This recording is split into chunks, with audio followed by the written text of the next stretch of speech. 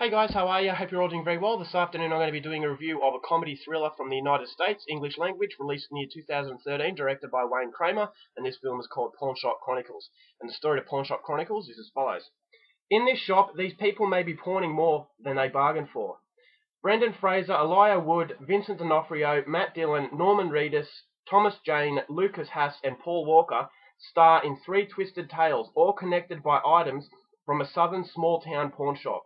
A man searching for his kidnapped wife, a couple of white supremacist drug dealers, and a sad sack Elvis impersonator, plus more desperate characters, come into life in this action-packed and hilarious story, written by Adam Mironovich and from director of The Cooler and Running Scared, Wayne Kramer. So the movie is basically a redneck version of Pulp Fiction. You've got three stories that intertwine at the end and make one big picture. So in one story you've got these white supremacist meth heads who are going to plan to rob this drug lab.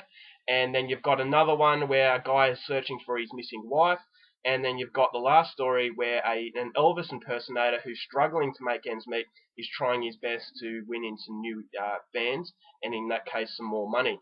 So all of that intertwines. It's a story about these insane situations that all come together by one similar thing, and that is a ring that belongs in this pawn shop. So this ring is connected to all three of these characters and these stories, and what happens in the end is something that you have to go and watch. So that's all I'm going to give in the synopsis. If you want to know more, please go out there and see this film for yourself.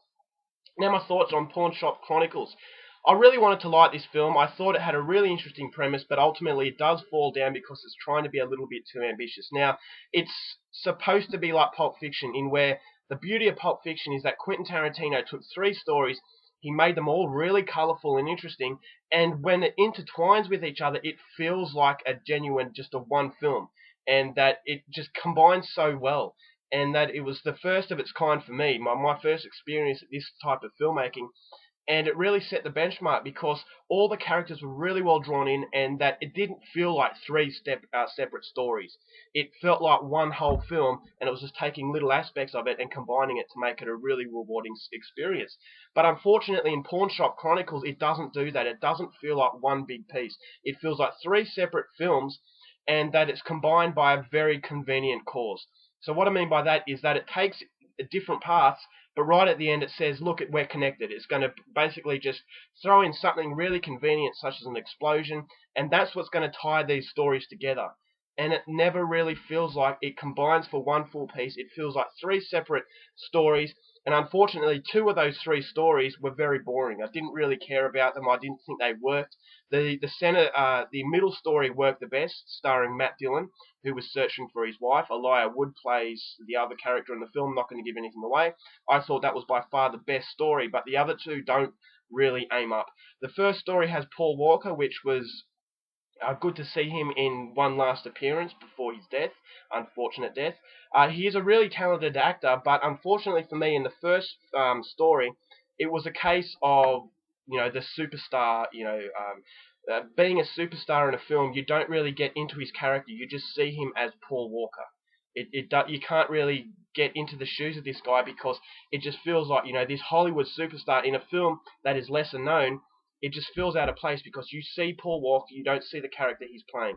So a lot of people say that this was his best role. Unfortunately, I don't think it was a great role because, as I said, he's portraying someone that you wouldn't believe he is. He's a little bit too clean for this type of character, and that, for me, took me out of it a little bit. I will say that his performance, he had a lot of fun doing it, and he does a reasonable job, but if he wasn't such a superstar, then I think it would have worked a little bit better. So casting someone of lesser known quality would have been a lot better. So that first story I thought really didn't go anywhere.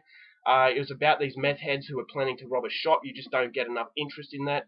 And then it goes on to the second story that has Matt Dillon and Elijah Wood. I thought that was by far the best one. I thought that was really well done. I would have loved it to have been a feature film. It's got a lot of brutality. It's scary as well. It's very bizarre. And then you've got Brendan Fraser, who plays Elvis in the last one, in the last sort of segment. And I thought that segment was kind of funny. Now, in the first segment, you get a sense that it doesn't know what it wants to be. The second segment is a horror segment, and the third segment is more of a comedy aspect. And I thought it was funny in patches, but it was it just dragged. I just felt that this Elvis impersonator, he was just a cardboard cutout. It had no rich depth to it, so you didn't feel sorry for him, and you don't have to feel sorry for him because it's a comedy sort of aspect to it. But I just felt that that one, it was funny to start with, and then it dragged. And unfortunately, that was the curse of the first one as well. And then so you've got a really boring opening, then you've got a really solid middle, and then you've got a really boring climax. So unfortunately for that, I just couldn't get into Pawnshop Chronicles. I thought it was a fairly weak experience. I will say that it was well shot. It captures, the redneck sort of hillbilly atmosphere fairly decently. A lot of southern accents, which for me, I think the southern side of the United States is the most interesting. So I love the fact that it was set in the southern states, the redneck sort of area of the United States. So I liked that. I thought the atmosphere was fun. It felt like Wayne Kramer had a lot of fun doing this film, but ultimately what prevents it from being a good experience was the fact that the three stories don't go together very well. There's only one of the stories that is worthwhile, and the other two I just thought were very weak in what was ultimately a weak experience. They don't go well together. They wanted to capture a Quentin Tarantino Pulp Fiction style of film, but unfortunately it just felt like a very ambitious film that bit off a lot more than it could chew. So it is a brutal film in the middle. It's quite scary and funny, but yeah, unfortunately, the other two stories weigh the film down greatly, and in the end, what you get is a disappointing experience. So for Pawnshop Chronicles, I'm only going to give this one 2 stars. I was disappointed, and unfortunately, I'm not going to recommend this one. Alright guys, it's my review. Hope you enjoyed it. Till next time, keep watching movies, and I'll see you later. Bye.